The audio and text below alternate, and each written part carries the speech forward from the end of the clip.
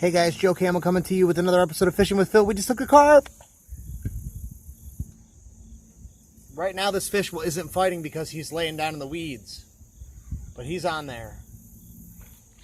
Oh, there went another carp. That down there is not the carp we just hooked.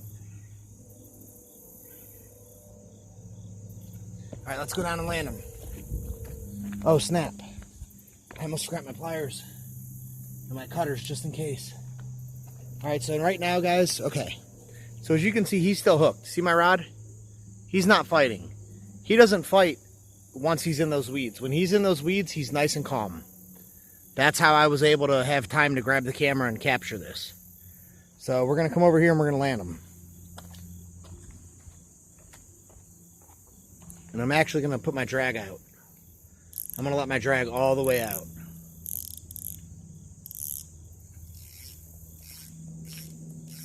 I'm going to give him some line. Alright, so I just gave him some line.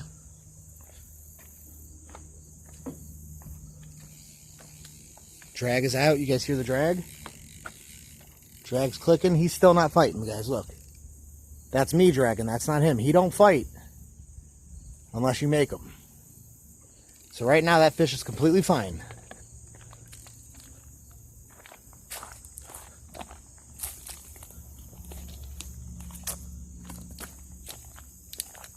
Okay, so we're caught up in a small tree. That's okay. The fish still ain't fighting.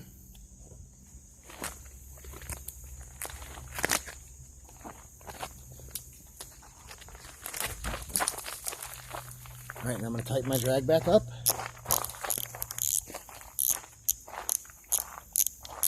As I'm actually loosening my drag, talking about tightening it. So right now that fish is not fighting us, guys. That fish is not going to fight us because he's in the weeds.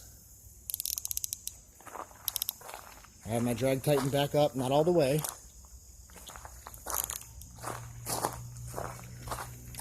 Alright, so I'm out of the tree.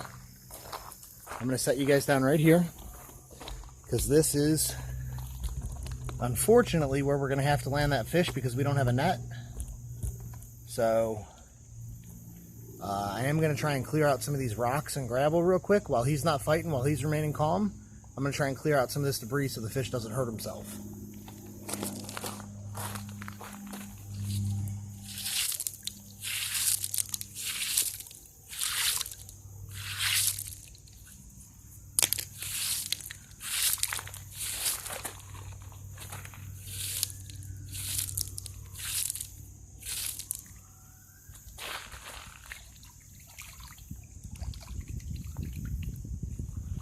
Bring this fish in. He's been hooked long enough. Like I said, he's not stressing, he's not fighting, there's no pressure on my pole. Let's go ahead and bring him in.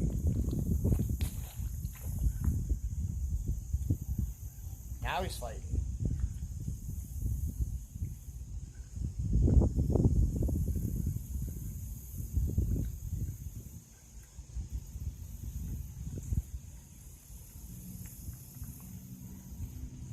Not a very big carp. He likes to splash, he likes to kick. But he's not very big, and you can tell that just based on the fact that he's not peeling any drag. Oh great, somebody left frickin' fishing line down here. Man, I hate people sometimes, guys. People have no respect for nature, for their environment, for the fish they're trying to catch. You know, it disgusts me.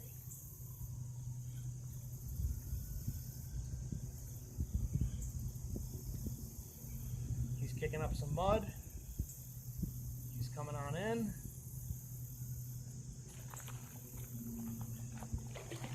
Yeah, he's the smallest carp I've ever caught out of here.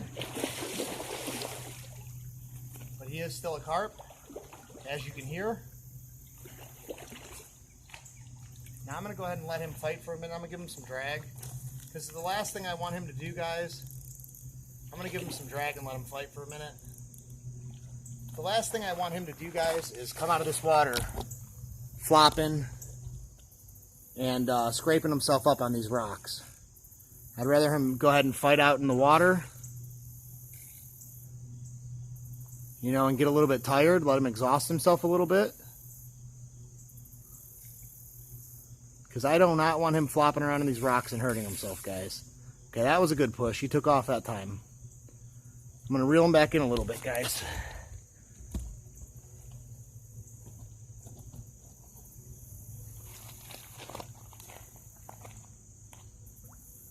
These carp, they're pretty hardy, but they're not invincible. You know, you don't want them flopping around on concrete. You don't want them flopping around on rocks. You know.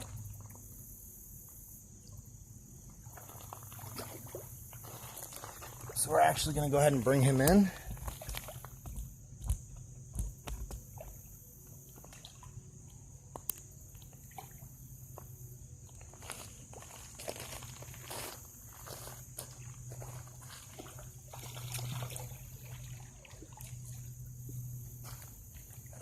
So right now he's in some weeds. I'm actually going to grab those weeds and I'm going to put them over the fish's face to make him feel comfortable. I know that sounds crazy, guys, but it'll help him splash less if we put that over his eyes. So we're going to go ahead and drag him up on the bank. See, he's already flopping, he's already fighting. See, now this goes right over his eyes. See him stop? See him stop fighting, guys? You see how he stopped fighting as soon as we put that over him? If you have a fish that's fighting you real bad, you want to go ahead and cover up their eyes.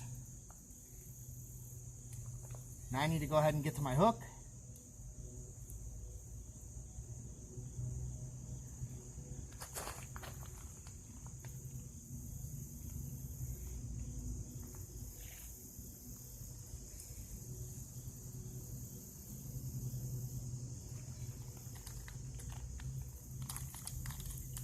Like I said, this is the smallest carp we've ever caught, but he's a carp nonetheless.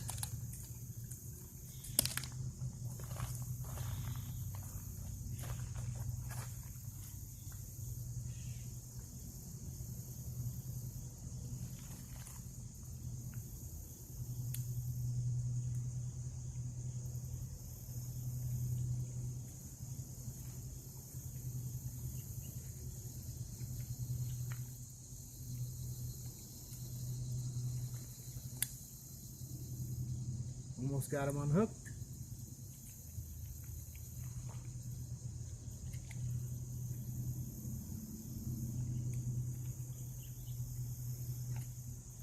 Okay, got the hook out.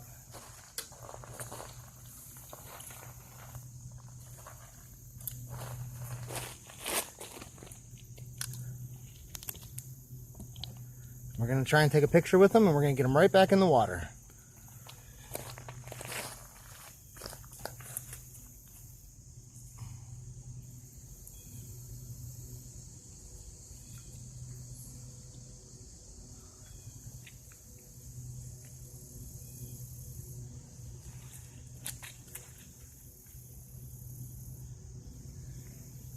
This is a common carp, the smallest one we've ever caught. Still a carp nonetheless, still put up a great fight. Now we're going to go ahead and let him go. I wish you guys could see him swim off, but I'm not going to dilly-dally with my camera and risk hurting this fish.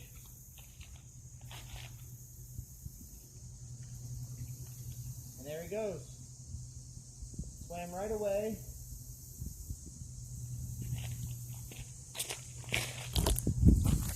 I mean, he's gone now, guys. But I mean, he swam right away. No worse for the wear. That fish is 100% completely fine. That fish cooperated. I did all the right things. I responded calmly. I was confident and calm when I was handling the fish. And that right there, guys, is the best way to catch a carp. If you don't have a net, if you don't have an unhooking mat, if you don't have a net and you don't have an unhooking mat,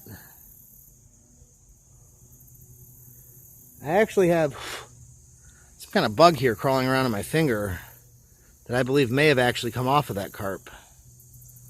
But if you don't have a fishing net, guys, Let's just go ahead and get a good shot of where I'm at here. This beautiful, beautiful, beautiful place. If you don't have a, let me go ahead and finish this sentence. I'm really sorry, guys. I'm tired. I haven't slept.